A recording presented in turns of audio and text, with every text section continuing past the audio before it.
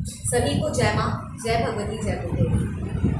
आज हम गुप्त नवरात्रि के अवसर पर सभी को बहुत बहुत शुभकामनाएं और बधाई देती हूँ। माँ ललिता के प्रांगण से सभी से ये प्रार्थना करती हूँ कि वो वहीं बैठ करके माँ का आशीर्वाद लें। आज से गुप्त नवरात्र प्रारंभ हुए हैं और गुप्त नवरात्र ये गुप्त रूप से पूजा का विषय है।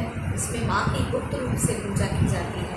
9 दिन माँ अपने सारे रूपों में आकर के भक्तों को आशीर्वाद प्रदान करती है। सन्यासियों का ये संन्यास दीक्षा से जो लोग हैं वो लोग इस नवरात्र का मूल रूप से अपने जीवन में पालन करते हुए भक्तों को अपनी कृपा प्रदान करते हैं।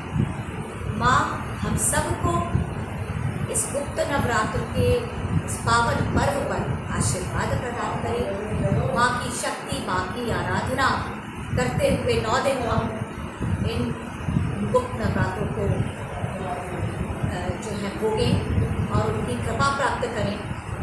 सभी लोग अपने अपने घरों में 9 दिन आराधना करें। बहुत ज़्यादा आराधना करने का विषय नहीं है, अगर क्योंकि ये हम लोगों के लिए व्यस्त जीवन के लिए नहीं है। मैं तो खैर खुद अब इस स्थिति में हूँ कि मैं माँ के श्री चरणों में अपने आप को समर्पित करके अपना जीवन आगे अग्रसर कर रही हूँ। तो मेरे लिए ये आज पहला अवसर है कि मैं पूर्ण नियमानुसार इस गुप्त नवरात्रि की आराधना साधना करने का अवसर माँ ने प्रदान किया है।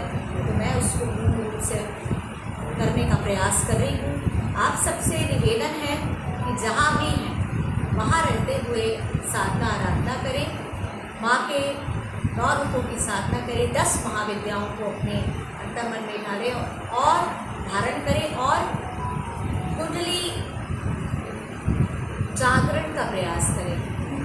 प्रयास करें कि हमारे 6 चक्रों को अलग अलग तरीके से हम उन पर अपना क्रियान्वित होकर के कार्य कर सकें।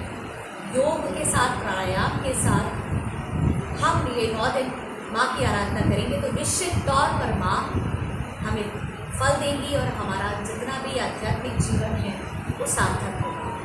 इन 9 दिनों में भौतिक सुखों की कामना ना करते हुए पूर्ण रूप से अपने आप को आध्यात्मिक रूप से माँ को समर्पित करें। ऐसी मेरी मनोकामना। माँ आप सबकी इच्छाएं पूर्ण करें।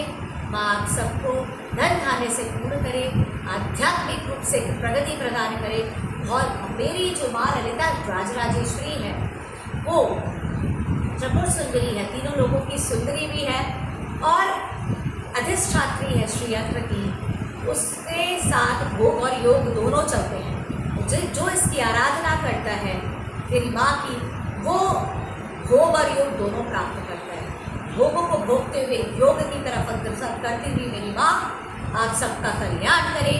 आप सब इस नवरात्र को शुभ और मंगल तरीके से पूर्ण करें। ऐसी मेरी मनोकामनाएं। बहुत बहुत बधाई और शुभकामनाएं देते हुए गुप्त नवरात्रि सभी को फलीभूत हो, ऐसी शुभकामनाएं और माँ के श्री चरणों से आशीर्वाद प्रदान करती हूँ। जय माँ, जय भगवती, जय गुरु।